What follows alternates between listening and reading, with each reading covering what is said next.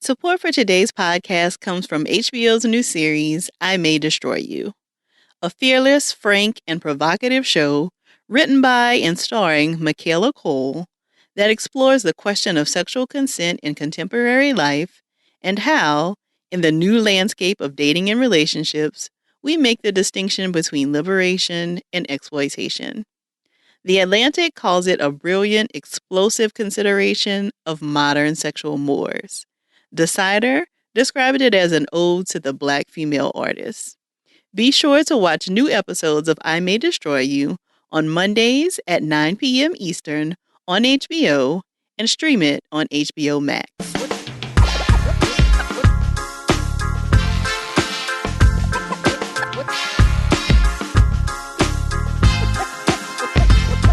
Welcome to the Therapy for Black Girls podcast, a weekly conversation about mental health, personal development, and all the small decisions we can make to become the best possible versions of ourselves.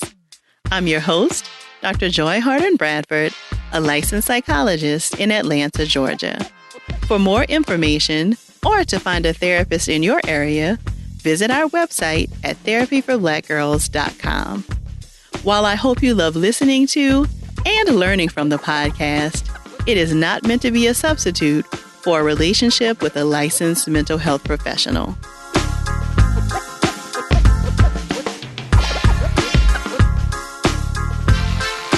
Hey y'all, thanks so much for joining me for session 160 of the Therapy for Black Girls podcast. We're back this week to say goodbye to season 4 of Insecure. And wow, they sure gave us a finale. Joining me for another week of debriefing is my friend and colleague, Dr. Donna Oriowo, who is an author, international speaker, and certified sex and relationship therapist in the Washington, D.C. metro area. She's the owner of A Nod Right and specializes in working with Black women on issues related to colorism and texturism and its impact on mental and sexual health. She's also the author of Cocoa Butter and Hair Grease, a self-love journey through hair and skin. This week, she and I chatted about what happened between Molly and Andrew, Tiffany's struggles with postpartum depression, and how we might support friends who are struggling, the giant reveal from Condola, what's next for Issa and Lawrence, and what we might expect from season 5. This episode does include spoilers. Here's our conversation. So we are back. So we've come so far down this road to the season. We have. It feels like it took a long time to get here, and it also was way too quick. Absolutely. I think that we should get another petition going. Maybe we can get a 40-minute episode. I'm just saying, I'm okay with the unconventional. It doesn't have to be an hour. I mean, we at this point just have to be hopeful that we can get another season within the next year or so. Because COVID acting Right. So, well, they're just gonna have to act via Zoom. We get a whole Zoom version of Insecure. So the title of this week's episode is Low-Key Lost. And I feel like that is a great description of how they knew we would all be feeling at the end of this episode. I was just like, man, lost in 2 senses. Like, we done lost it all. We lost out here. Just lost. Just lost all over the place. So we see it opens up. This episode opens up with Molly and Andrew. Yeah. At a work event. Right. They are at a work event, Molly's work event, and he has tagged along. And so they're having conversations and somebody approaches them about like an after hours spot, right? And so it's clear that Andrew is not really interested in going, but Molly, convinces him like, okay, I'll make it a work thing for you too. I'll have him play some of your artists or something like that, right? So I feel like this was a continuation of what we saw last week, right? Like some cracks in the foundation of the relationship. I'm just saying that predictions were made and then they happened. I was like, okay, Andrew, tell me how you feel. Finally. But it also seems like he then just went along with it, right? Like he didn't really want to go, but then she kind of convinced him and then he went along with it. Yeah.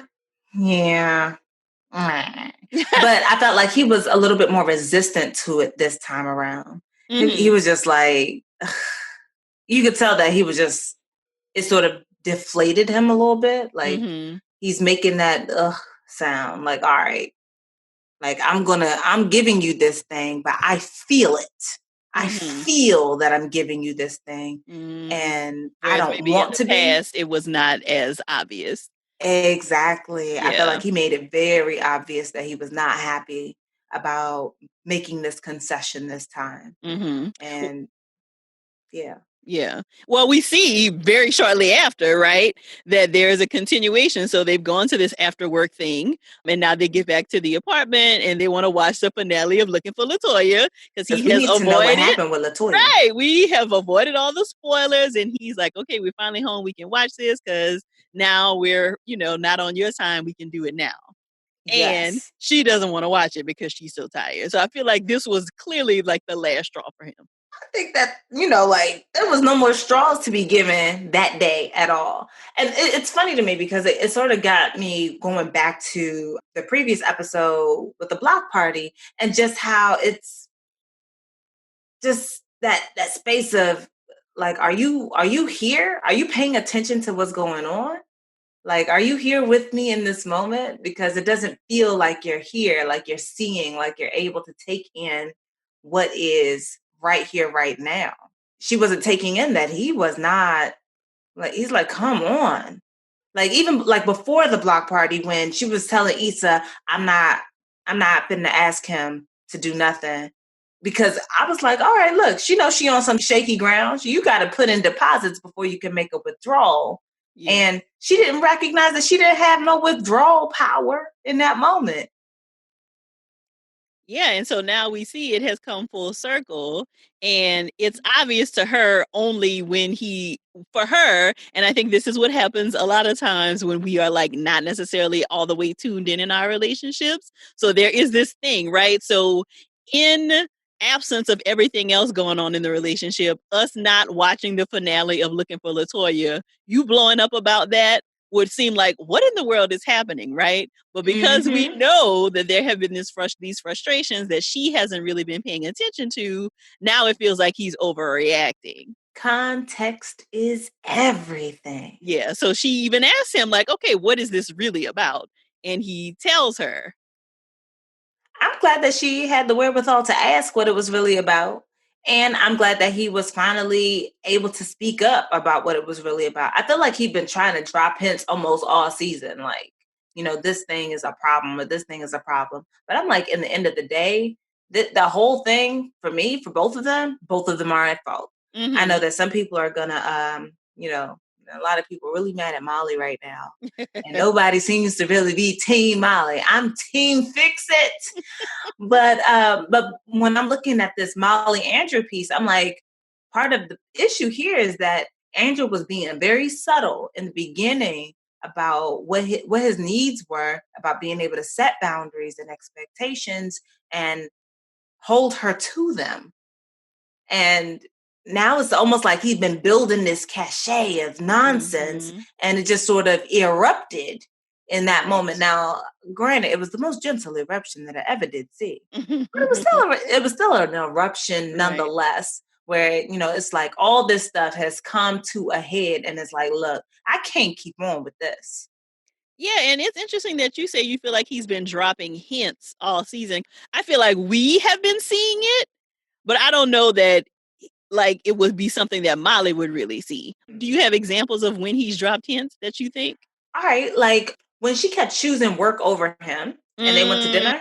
And I felt like he dropped the hint then. Like, number one, he made other plans for after dinner because, I thought you would be busy, as you have always been busy. So trying to make sure that he's living and leading a life outside of her. Right. So I'm like, all right, to me, that was a hint. And even the conversation that ensued thereafter, I'm like, I thought that was him letting his thoughts and feelings about the whole situation be known. I feel like he got really very quiet for me after she had that blow up and showed her whole ass at the at the block party.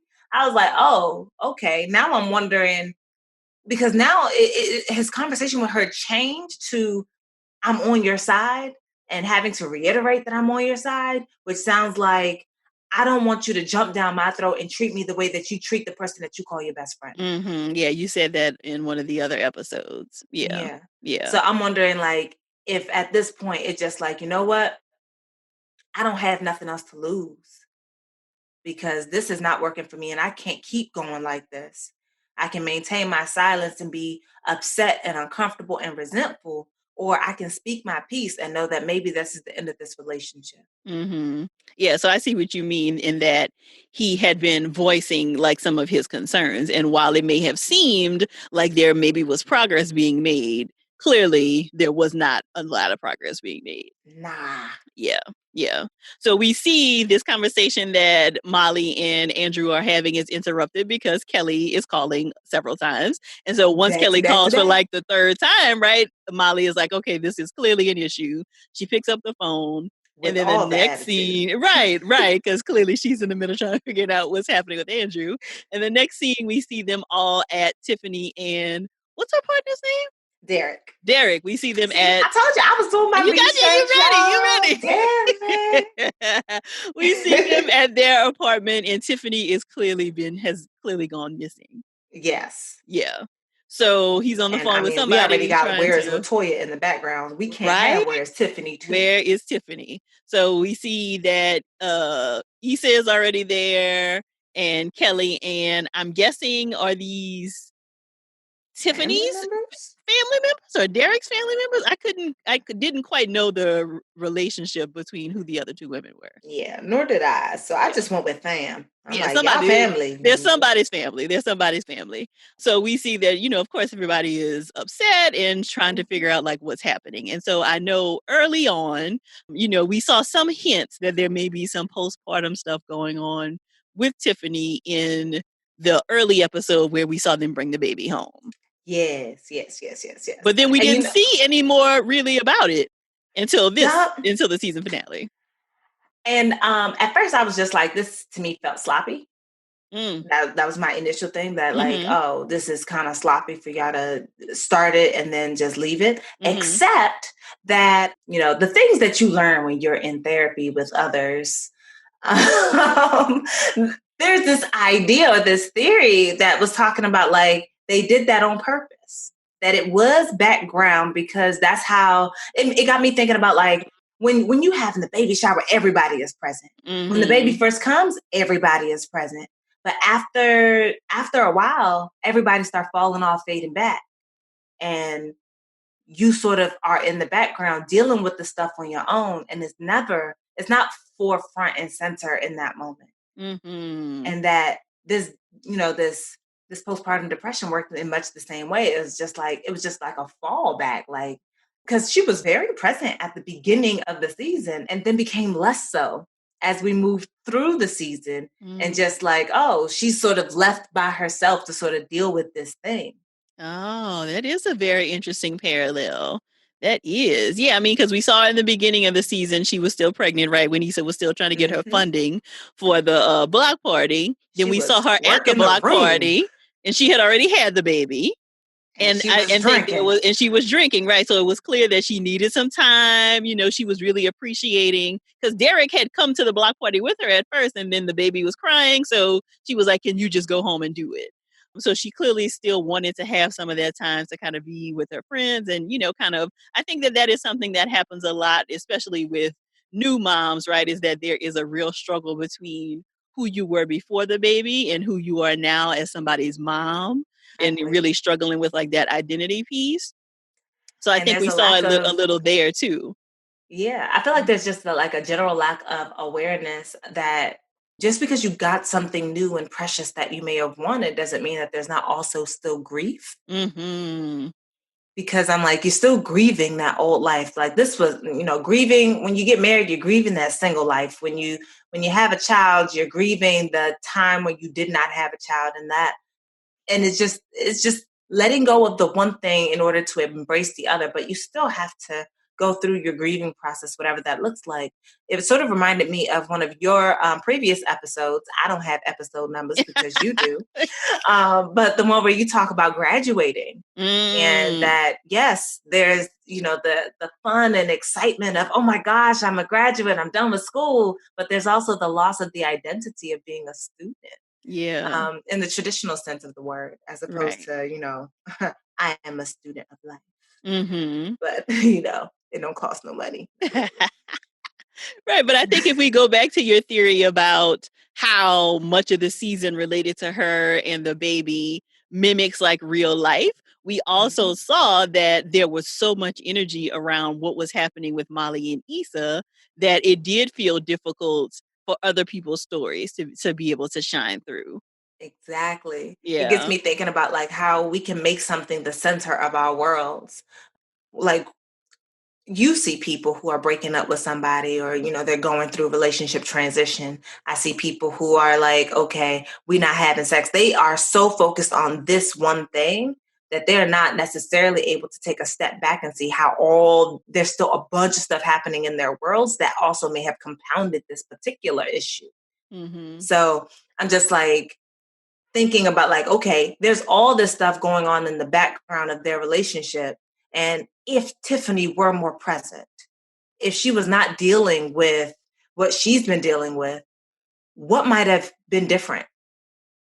Could anything have been different? Yeah. Well, I think that that's a really good conversation, right? Like some ideas about what it does mean to kind of maybe be the first mom in the group, because that's another dynamic, right? That And she had she's the already first talked about how mom. she was feeling separated from them. Right. And then she Right. felt like she needed to go get her some mommy friends. Yeah. So I wonder if that may be a conversation to have around like, how do you, as the non-mom friends, continue to be able to support and show up for your friend who is a new mom? Exactly. Do you have thoughts? How do you show up for your friend who is a new mom? Well, number one, make sure that it doesn't stop right after the baby stops being a newborn. Like, don't stop showing up. Don't stop doing things and giving things and being present. So I'm saying, like, make a standing appointment once a month at the very least, or get a rotation of friends together that somebody's always going to be there to, give her mommy relief time. Maybe two of you go together. One of you get the baby and the other one of you get mom. Like, let her have some adult time. Let's reconnect. Let's not feel disconnected. Let's create some things that we can do all together around the schedule that, is now happening because someone is a new mom. Yeah. And we saw some of that in this, not in this episode, but in the previous episode where they were there like folding baby laundry and cooking and stuff like that. Like those are definitely very concrete things that you want to do. Because I think I've heard people, and even from my own experience, right? Like everybody wants to come and like hold the baby, but that isn't always the helpful thing that new moms need you to do. Like they need come over here, do some laundry. right, go and wash some dishes. They need Can you help me clean the bathroom? Like what you finna bring? What you finna help me with? Exactly. And just making sure that we're thinking a little bit more beyond that. So like, I know for me, I get a lot of peace of mind when our space is clean and clear. So I'm just like, well, if you cannot physically show up yourself, can you send a cleaning crew? Good point. Can you hire somebody to go make some meals? Like if that's something that you have the financial means to do, maybe do something like that. Maybe send the food along. Uber Eats that thing. Yeah. Like and whatever it is that you got to do.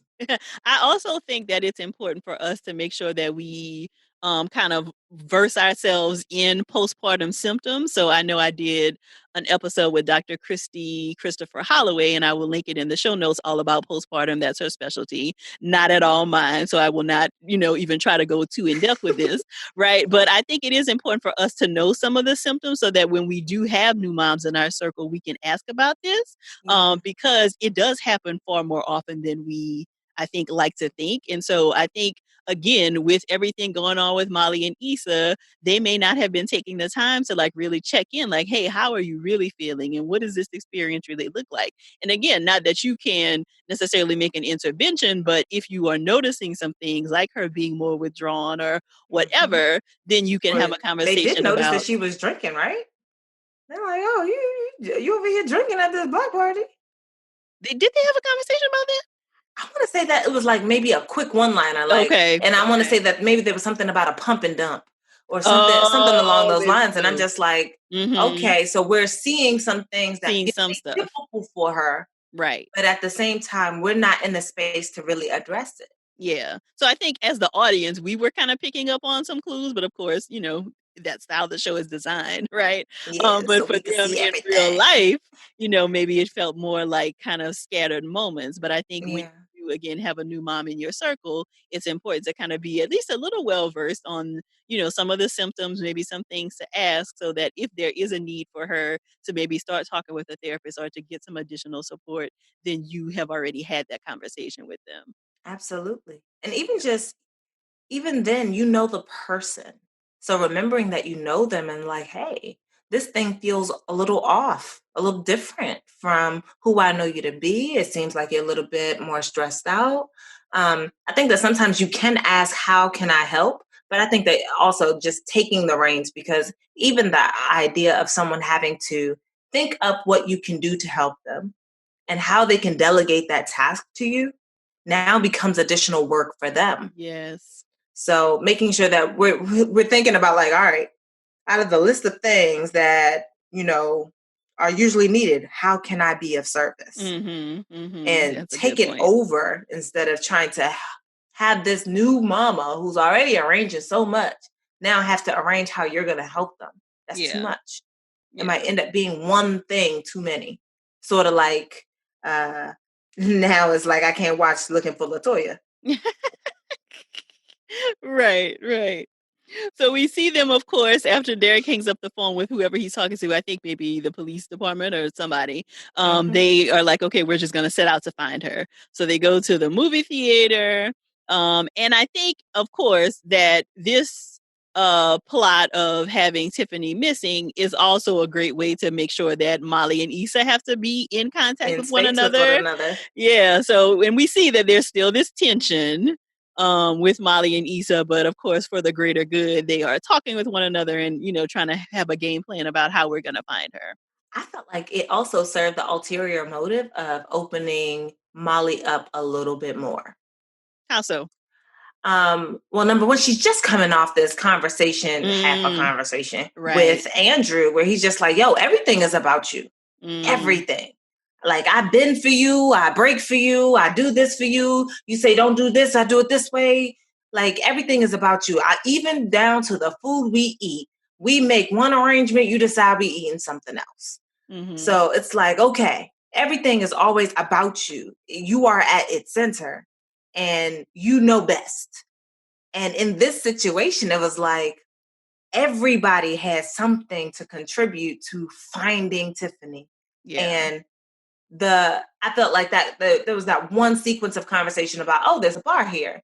And then it was like, oh, okay.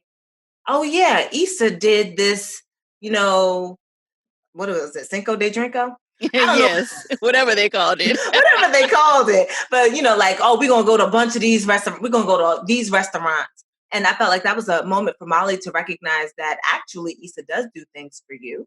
That she Mm, coordinated this thing and mm-hmm. she put her money on it, she put her time on it, and she was there for you. So I felt like, okay, now it's like I see Issa black and white, and now here goes a shade of gray. Mm-hmm. Like, I need to reevaluate some things. But then there's also watching how Issa had a knowledge set that nobody else had. Yes. And coming, especially when we're thinking about Molly saying things like, oh, she ran from me like she ran from a real job. Mm-hmm. And the Mm-hmm. work that she did is actually something that was very integral in their being able to find her at all, because Right. she's able to say, oh, how much was that fair? Okay, she had this one over here. Mm-hmm. Like being able to use her knowledge base in order to help. And I felt like that also was something that helped Molly to continue to take step backs to see a bigger picture. Yeah. That's a good point. That's a good point. I appreciate that perspective. So we see them, they get on the bus, they figure out, okay, she's probably on the bus route somewhere. And there's all these, random kind of conversations on the bus. But I think a prominent piece of their bus trip is we see Derek doing a lot of like blaming himself. So, And that's I the knew she wasn't conversation that I happy. was like, this is the entire season. So yeah, we see him doing a lot of blaming himself, thinking like, I knew she was unhappy, but I didn't think it was this serious, and all of these things. And so Issa is trying to comfort him, like we're all just kind of doing the best that we can. But what I feel like that was also a parallel to like her and Molly. Absolutely. Yeah. Like he was just like, I knew she wasn't happy. And then it went straight into, I thought time would help. Mm-hmm. And I was just like, ooh, the lie that we continue to tell ourselves about what time finna do. Oh. Time heals all wounds. Time don't heal shit.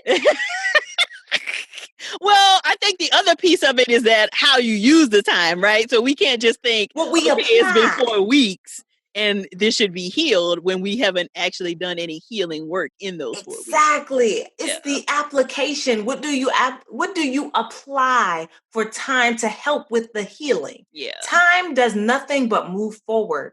What are you doing to help it to be something that will now bring healing?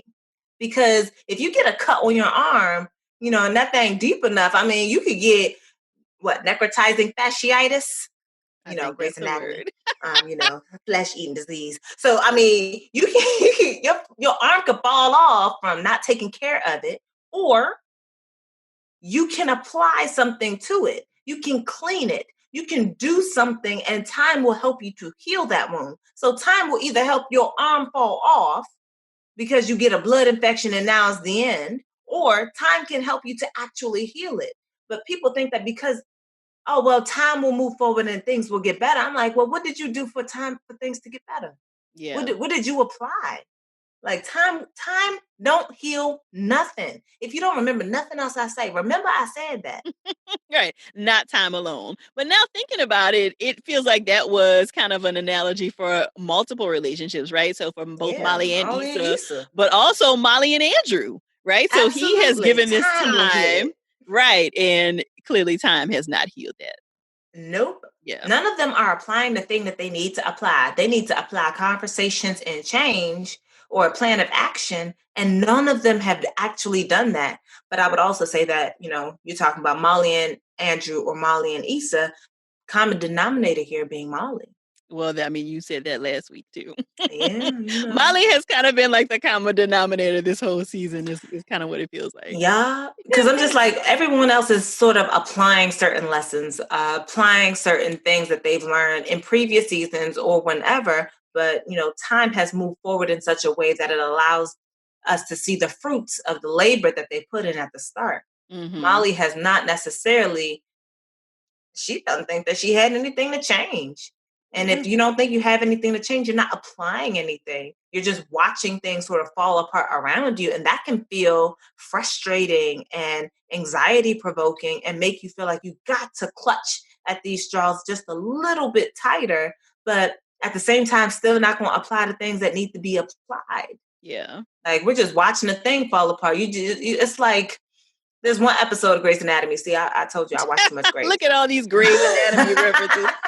There's a guy who had a cut on his foot and diabetes, and it got so bad, it got to the point that his foot needed to be cut off, and all he's doing is mourning when he could have done something different. He's mourning what's falling apart in front of him, but it's like, dude, it can't be solved now. It should have been worked out then. Yeah. Now we have to have a new course of action. We have to consider a new destination of what your new normal is going to look like, because you've known about this for weeks and did nothing. That is an example of time didn't heal nothing. It just made it worse because you didn't apply anything. So I was looking at that like this conversation, this admission of I saw it and I just thought time would heal it. And that this piece of I just didn't think it would get this bad, and I could have done more. I was just like, if this is not the entire season. Yeah, very good points. Points were made, as the kids say, right? But I also think that it kind of speaks to just having, again, the general education. So just like we talked about, like how you might have some of those conversations with the new moms in your circle, I also think as a partner of a new mom, right, that there are some things that you, I think, should be reading up on and, being aware of, so that if you see certain signs, Be then able to do that there's something some about it. action that needs to happen, right? But again, back to your point about all of the excitement about baby showers and decorating the nursery and all of these things, right? And I think the same can be said about like weddings, right? Like we do a lot of excitement about the actual weddings and not so much preparation for the actual marriage. And I think the same thing sometimes happens with babies, is that there's the excitement of it, but not also thinking about there are some very real consequences that can happen and things that you want to be paying attention to related to mom, so that we make sure that she's okay too. Because I'm just like, I feel like all of us have a collective responsibility. We shower someone with attention and love and gifts and well wishes when they're getting married, when they're having a baby. But then when it's in the process of now they have the baby, now they're in the marriage, everyone is gone. Yeah. And it's almost like we revert right back to what happens in my house stays in my house. So we're unable to get the help that we need from the people who were there to celebrate us in the first place. Yeah. Yeah, And and I that's the think especially sadness. as the mom, your emotions and everything are so all over the place, so that even sometimes I think if you have the knowledge, you are not always able to kind of recognize for yourself, like, this is something that I need to reach out about, so that's why I do think it is important for our, support system to make sure that they are also armed with that information. Word. And on top of that, I mean, I feel like we cannot have this conversation without also keeping in mind the strong Black woman narrative. That you're supposed to do all the things and be and look good while you do it. Yes, yes. That motherhood just comes naturally and you just know all the answers. Exactly. Yeah, that's It not the can case be at all. hard for us to be in a space where we're admitting that there's a lack of knowledge or a lack of know-how or that we're struggling and that Yeah. we do need help, let alone knowing how to even ask for it. So if we're not practicing asking for help, we're also not necessarily practicing knowing what we would need help to do. Right.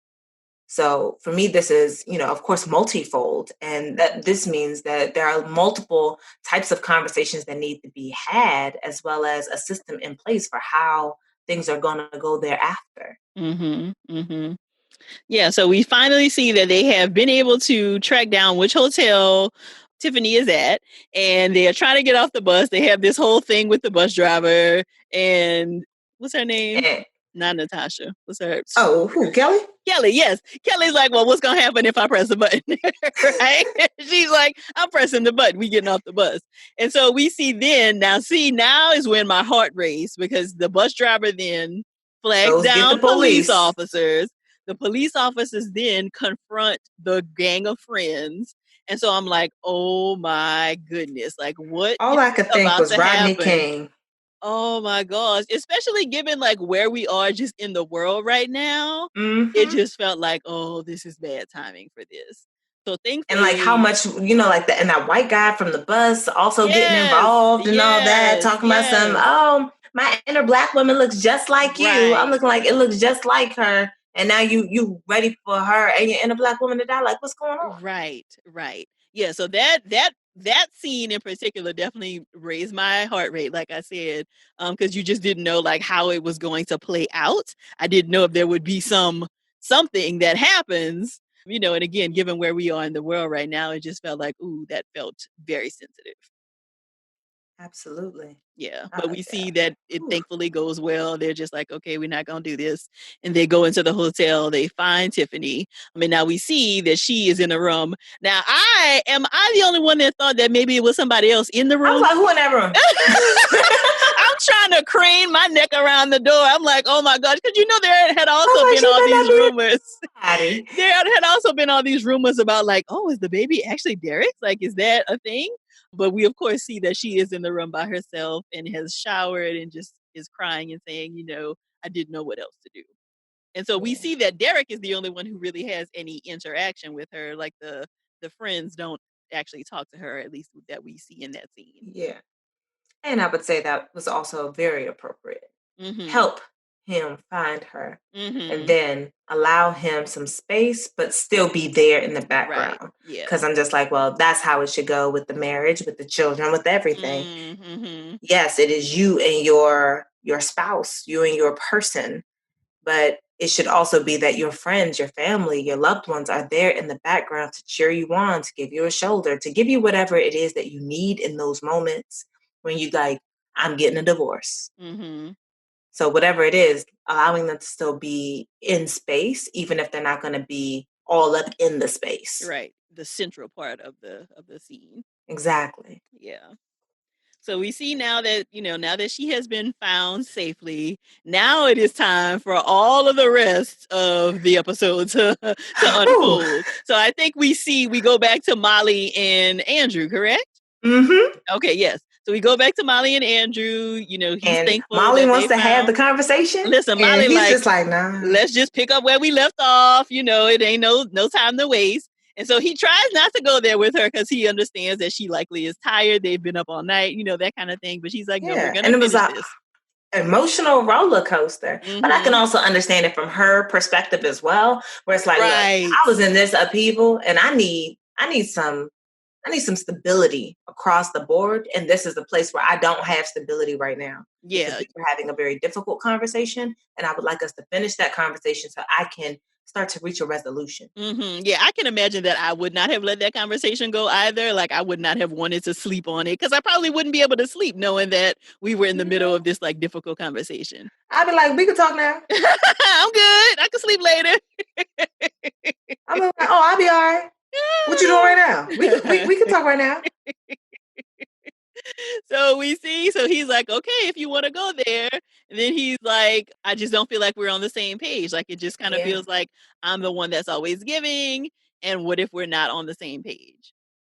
And so she immediately jumps in with, like, what do we need to do? Oh, I can fix factors. this. Yes, I can fix this. I know I was wrong for not going with your brother, which was shocking to me because I did not ever think that she would kind of come off of that one. But I think that also shows that's like, okay, desperation. Yes, like we are just now putting all the cards on the table because he has said, like maybe this is not the right thing to do.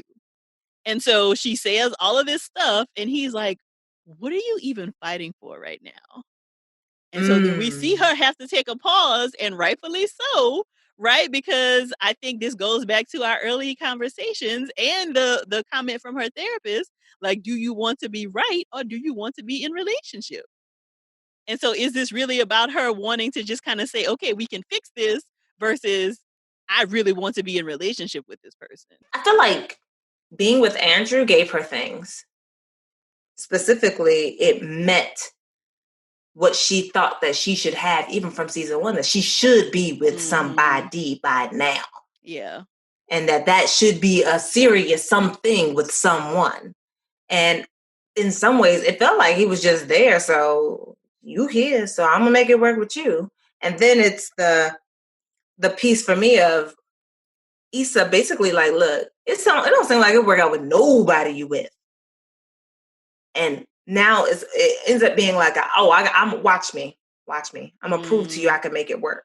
Mm-hmm. Mm-hmm. And I'm of course also thinking about what the world tells dark-skinned Black women. And the world tells dark-skinned Black women that you ain't nobody. Yeah. That your value is less than everybody else's.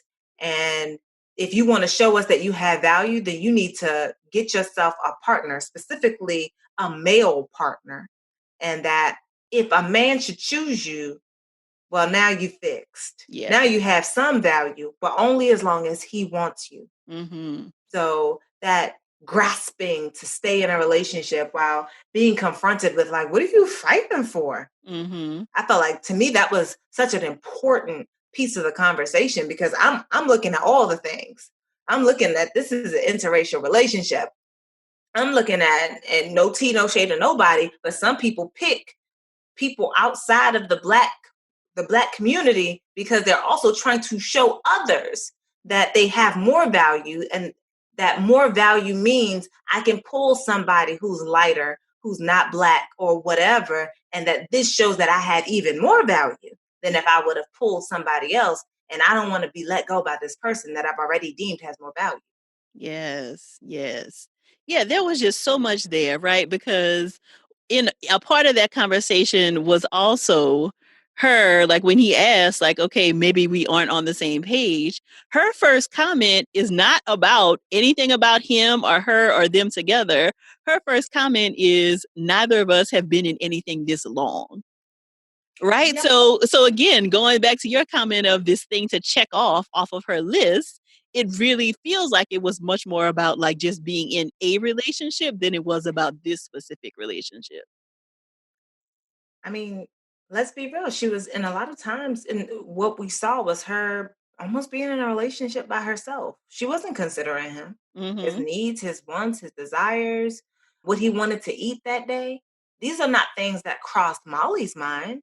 And for me, I'm just like, from the first time they had the conversation about how work ends up being the focus, for me, I was like, this is a space to pause. This was a moment to sit in the discomfort of being told about yourself just a little bit. Mm-hmm. And I know that no one likes to be in discomfort. We all love lemonade. We all hate lemons. Doesn't make no sense. But that being in that space of lemons, of like, okay, this feels uncomfortable. Let me take a full look at this. Let me notice, where else in my life does this thing apply before I try to make lemonade. That was the work that was not done.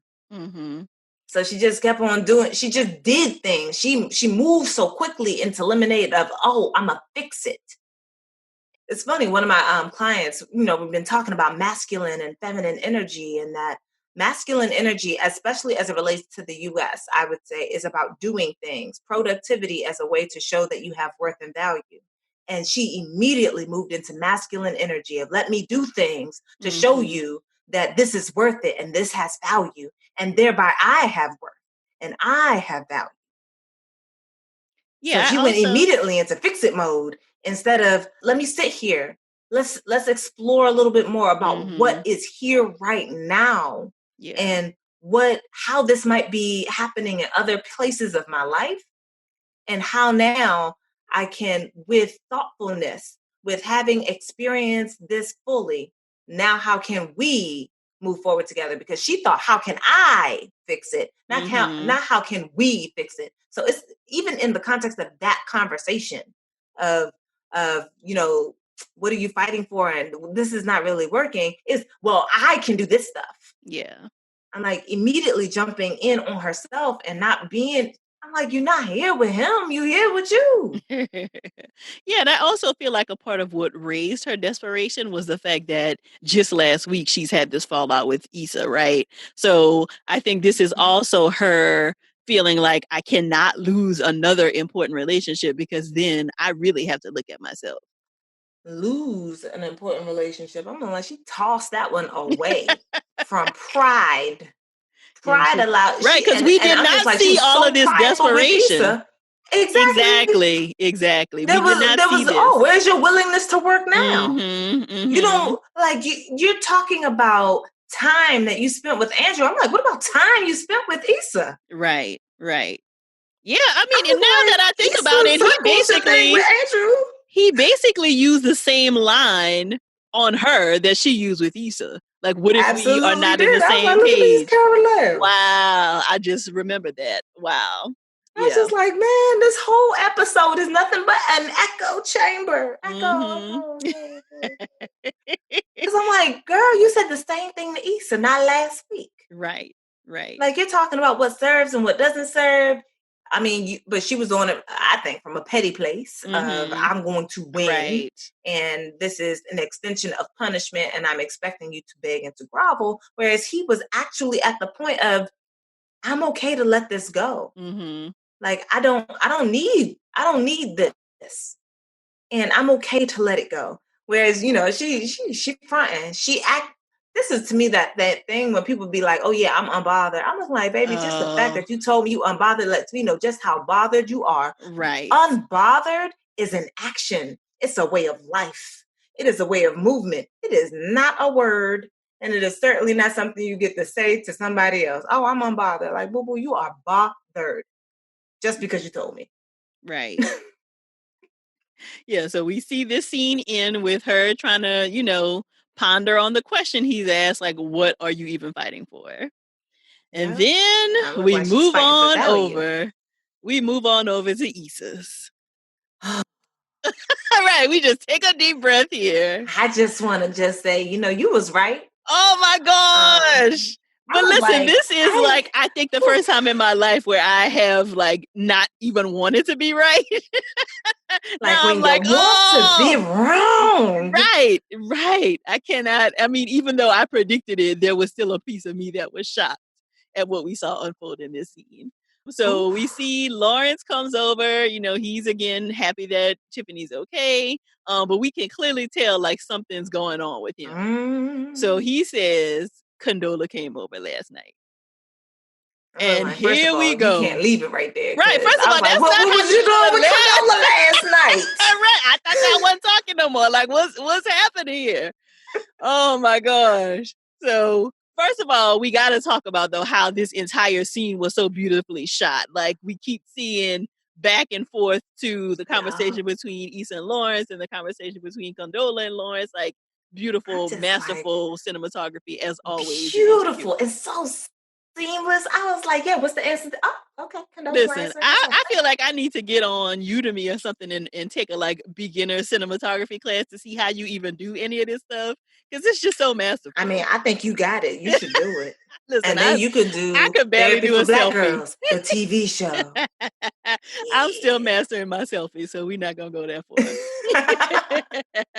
So we see him tell her, we see Condola tell Lawrence in that flashback that she's pregnant. Mm-hmm. Listen. Wow. I was just wow.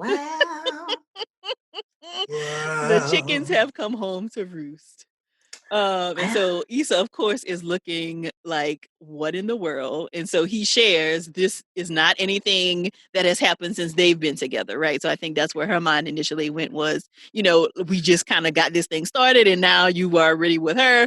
But it sounds like this is from when Condola and Lawrence were actually together. Yeah. But wow. Yes. And so we also see that Lawrence is, kind of struggling with this information. And he asks her, is this mine? And of course, she was offended. Absolutely offended. Rightfully offended. Like, well, she over here. If it wasn't yours, would she be talking to you? Right. Wow. But still, dang. We ain't got to jump to conclusions. Right. He almost broke his back jumping to that conclusion. Right. Clearly, she has, done the math, I'm sure, and may not have even been with anybody else. So clearly, she suspects that it is Lawrence's child, or she knows that it's Lawrence's child. Yeah. And so then we see, him. We see cut back to Issa and Lawrence. Like, is she gonna have the baby? And then we see a cut back to Condola saying, yes, she is going to have the baby. And that he can be as involved as he would like to. Now I feel like, I can understand where that maybe was coming from, but I also don't really feel like she meant that. And I really wish that people would stop saying that. I'm looking like almost nobody means that. Be as involved as you want to. I'm looking like, we both made this. Yeah. And I also don't feel like, Lawrence definitely has had his moments, but nothing that has happened in the course of these 4 seasons has made me suspect that he would not want to be an involved child. Word. I mean, not child, father. Right. But I also thought, so maybe I am not remembering correctly, but wasn't a part of what happened between Lawrence and Condola that led to them basically breaking up was that she wasn't sure if she wanted to have kids and thinking through in the future, that Lawrence wanted a family and that maybe she didn't? I feel like that was part of it in addition to marriage. He was ready. Mm-hmm. He was ready to jump on in and she was not ready. And I can definitely understand his confusion here. It's like, wait, you ain't even want, but you want to have my, okay. Yeah, so what do you, I haven't quite been able to kind of make sense of that. Who can? I mean, it is a TV show. We ain't got all the answers, right? But I did think like, oh, okay. I thought she wasn't quite sure. Now, of course, when we talk about things hypothetically, right? When we try to predict how we might feel in the future, that is not always a match for how we feel in reality. So it's very possible that at the time she was having that conversation, she did not want to have kids, and then when she was pregnant, then her mind changed. Exactly. Yeah. Because I mean, circumstances, emotions, hormones, all these things will flood you and tell you what it is that you really want to do. It's easy to speak from the comfort of a couch without having to actually make any sort of decision that type of magnitude. But when you're in it, you're in it. And that's a different space to be. Yeah, absolutely. And of course, there's been all this conversation online related to, well, if she was going to like have the baby herself, why even tell Lawrence? And I don't know that that's really an option. Even if you do ultimately end up, parenting the child alone, I don't know that it's ever a good idea to not tell the other parent that the child exists. I think that to me is entirely unfair to decide unilaterally that you are going to keep the information about this being that this person helped to create from the other person. To me, I'm just like, nah, that's not cool to keep it a secret, even if you are willing to raise the child on your own. You are robbing somebody of a choice. Yeah, so I definitely would not agree with those those sentiments of her. Just like, again, even if she decided that she was going to rear the child on her own, Lawrence definitely should still know. Exactly. Agreed. Yeah. So we see Issa is like, "Ooh, this is too much," which is interesting for Issa, right? But I also feel like it is a continuation of the growth that we feel like we've seen in her this season. Yeah, because she used to be willing to just, okay. And I was just like, all right, Issa.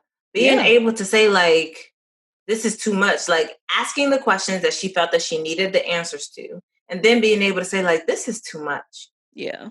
And, whether or not this is too much, I need space and time to think and allow me to come to a conclusion on my own, or this is too much and this is over. Whatever that is, just being in that space of, I can't with this, and certainly can't with this right now. Right. I think that for me, I'm just like, number one, way to speak up about what it is that you need in that moment, and being able to say that this is too much, and giving yourself whatever time and space that you need, and exiting left from the conversation so that you can consider what's next. Yeah.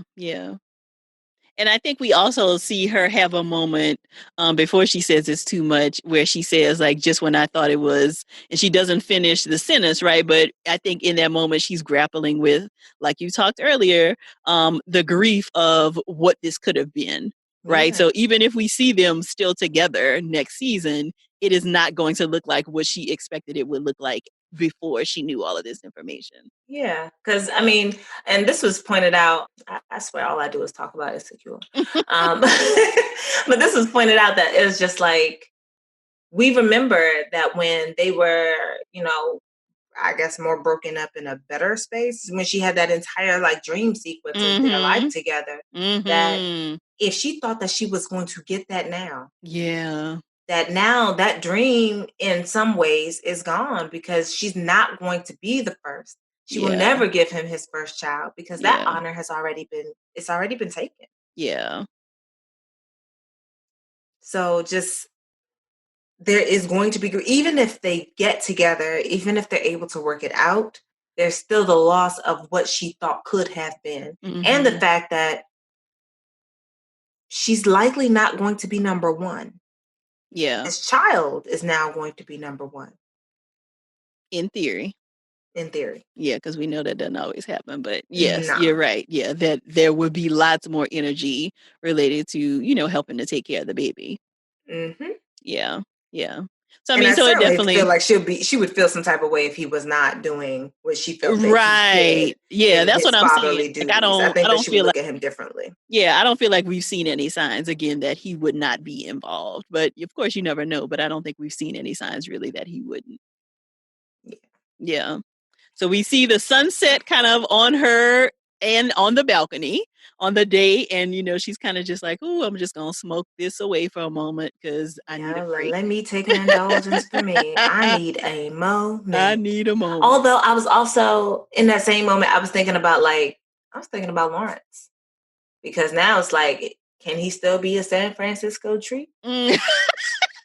Well, I feel like that drastically changes, right? I mean, because he and Condola are not together, so it's not like she probably is not going to be interested in packing up her life to move to San And Francisco moving, just because he got a new job. So I wonder what that means. Like, does he still move, or does he or does he stay? stay And now? because I'm like, a 45-minute flight might be okay for somebody's relationship, but Right, children require a little bit oftentimes more. more immediate attention. Exactly, So, exactly.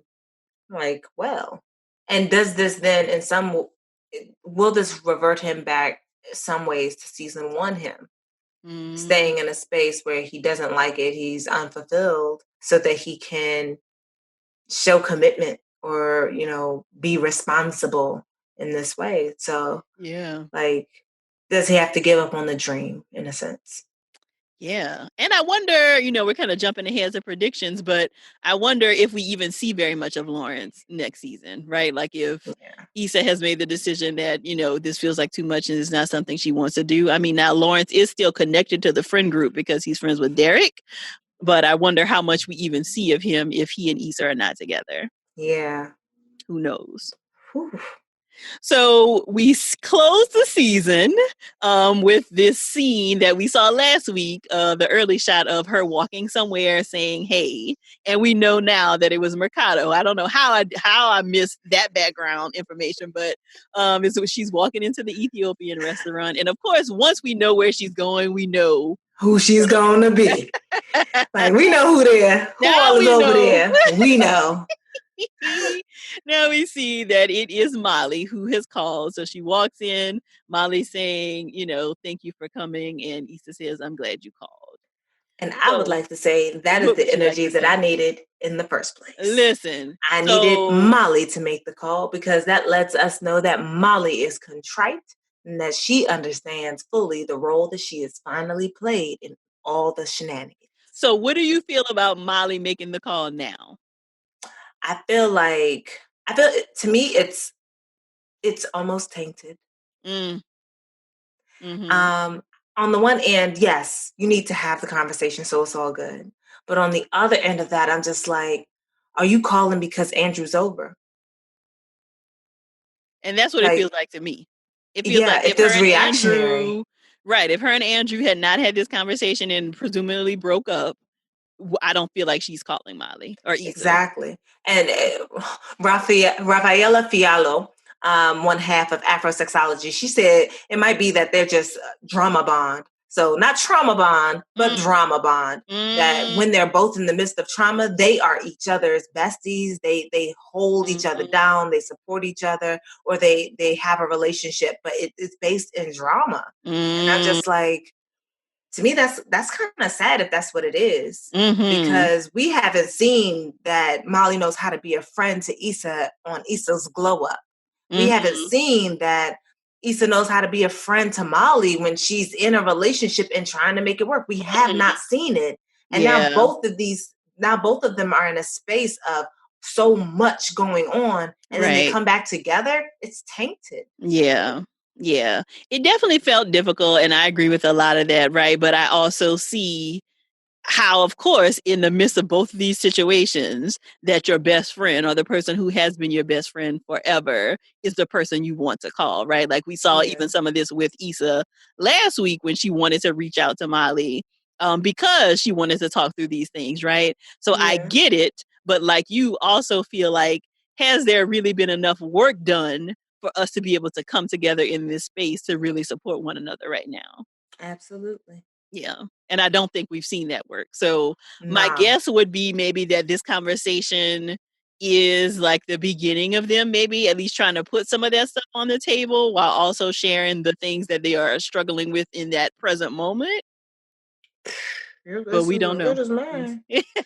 I'm just I like, guess I'm we will hoping see. that both of them end up on the doctor's couch. Mm-hmm. Well, that would Um, see. them, well, definitely Molly back with Dr. Rhonda.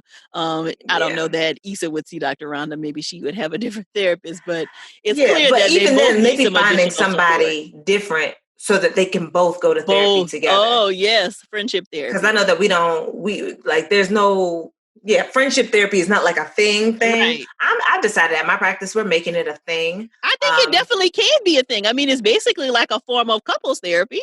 Absolutely. Yeah. And to me, I'm like, all these things impact, to me, sexuality. I mean, there's nothing that you can talk to me about that I'm not going to be like, yeah, that impacts your sexuality. So I'm just like, just the same with that, because I mean, I get to thinking about people who come to therapy and, they are the dark-skinned friend, and their light-skinned friends don't have an understanding, and they feel not seen, not heard by their friend groups, and how we do that work to help everybody understand everybody else's perspective, and for there to be the appropriate amount of support given.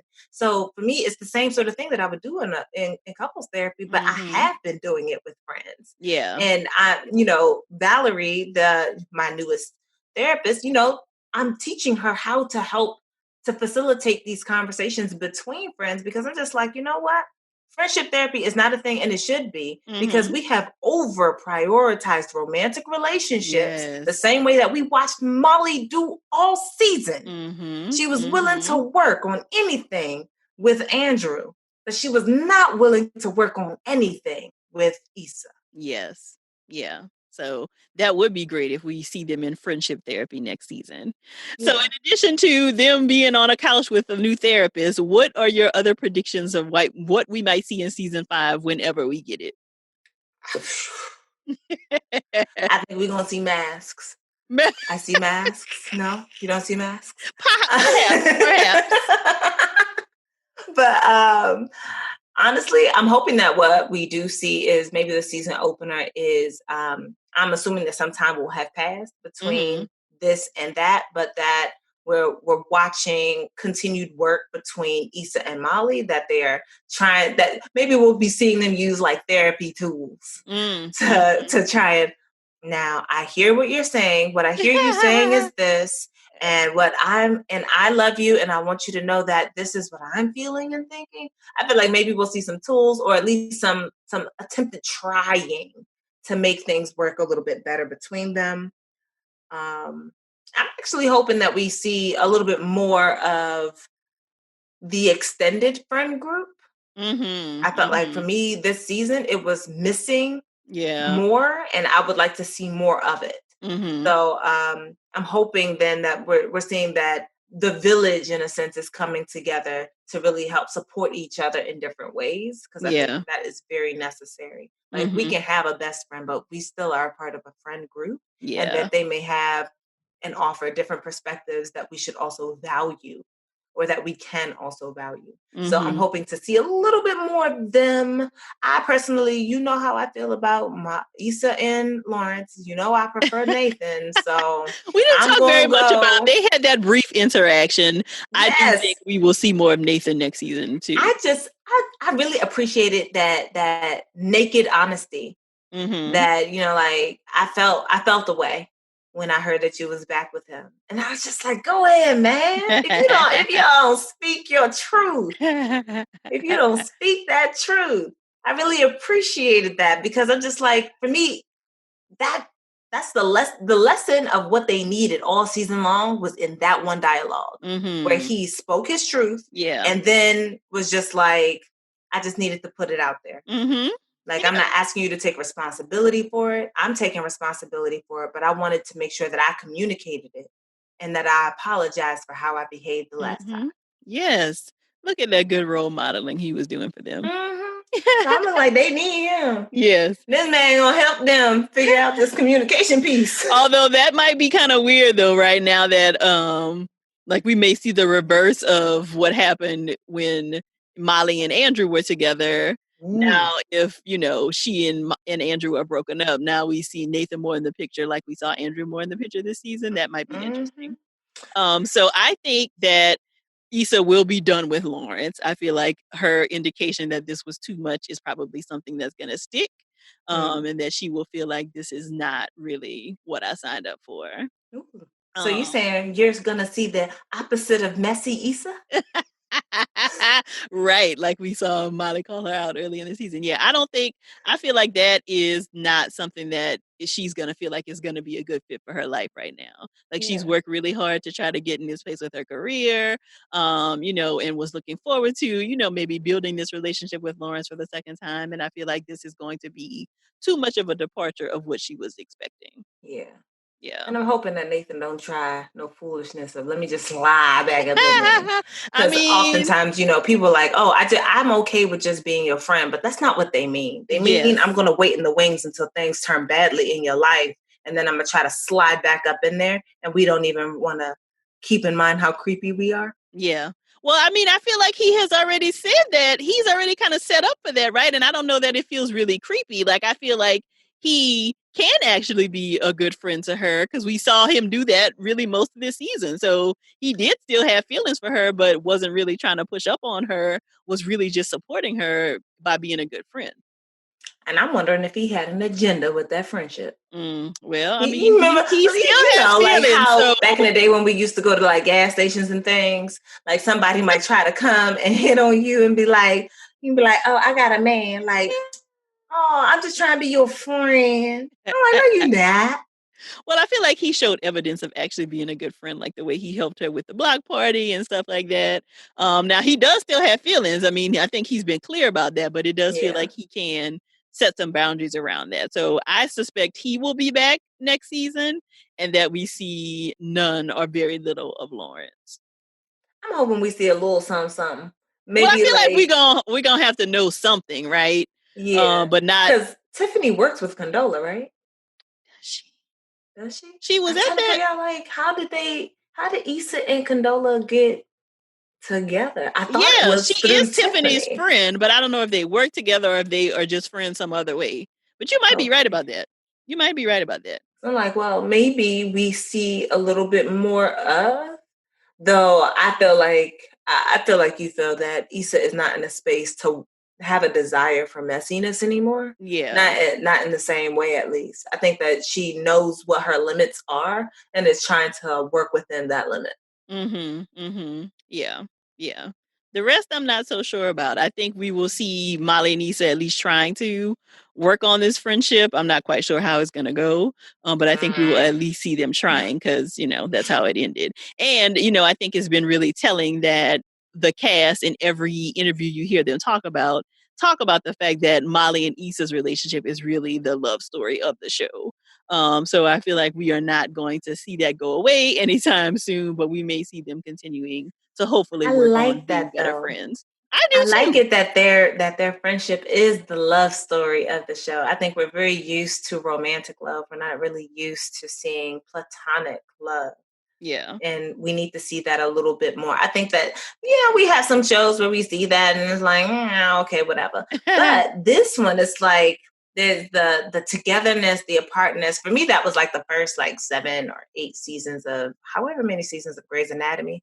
And I was like, man, this show is about the love that Meredith has for Christina and nothing else. I'm looking like everything else is a side piece. And I feel similarly about this, that it is about Molly and Issa specifically and their love and friendship and how they move apart and come together, that friendships can be problematic and still have longevity, that you can feel like the relationship needs to stop and do stop it, and that you still may come back together at another time. So like, I'm appreciating the ebbs and flows. I know that in some ways I was also in my get this lemonade, like fix it, Jesus. But I'm also, I just love the way that they were able to tell the story and move things forward and through in this way because it felt so lovely. Yes, this finale definitely didn't give us the warm fuzzies like the previous 2 episodes did, but I feel like it does very much mimic real life, right? That we can't always stay in the warm and fuzzy. No. And that everything is not wrapped up with a pretty bow. Yes. So like, we're like, oh, January, new year, new me. And then come December, we're just like, oh, look at all this stuff I did. And I'm just like, no, it's constantly in transition. Like just because you measure your life in years or quarters doesn't mean that that's how things wrap up. Right. And that sometimes things just keep going. Mm-hmm. And this, for me, this entire season felt like real life. Yeah. In a very different way, almost just like, ooh, like that thing that sort of reminded you of whatever friendship that came to mind when you're watching them go through this turmoil. Mm-hmm. And for me, it was like watching everybody like learn to collectively hate Molly. Mm-hmm. And I'm just like, y'all, half of y'all are Molly. Half y'all are Molly. Half of y'all in a friendship with Molly. And y'all can point it out on the TV and talk about, ooh, Issa needs to do this and Issa needs to do that. I'm looking like, meanwhile, what about your life? Mm-hmm. Yeah. And I don't know about you, but I took this quiz and it said that I'm Kelly. I did not take the quiz. You didn't share that with me. Now I'm gonna have I saw to the take thing on Facebook. I was like, oh, I'm Kelly. Apparently, I care about people and I'm slightly inappropriate. Oh, goodness. Oh, my goodness. Tell me that thing don't describe me. I mean, with again, like the kids would say, points were made. I took it twice trying to see if I can change my thing. Nope, I was like, no, I feel like a Molly or a Issa. Nope. You a Kelly. I got Kelly both times. Very fitting. Very fitting.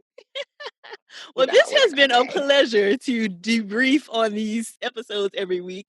I feel like this was very timely, gave us a little bit of a reprieve from all of the rest of the madness that feels like it has been happening in the world. And so we will likely be back for season 5 whenever we get that, to give y'all some debrief. Are you asking me out in advance?